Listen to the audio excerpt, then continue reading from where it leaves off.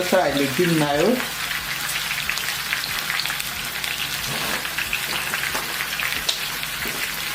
Otie mwa.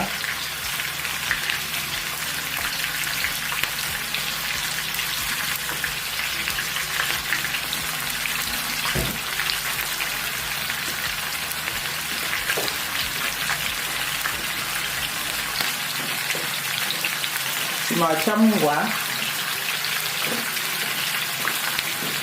Otie poivre blanc.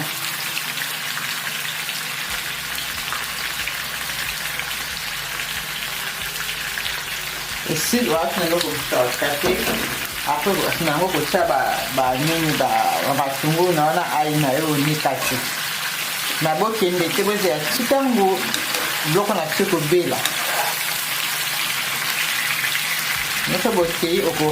la recette.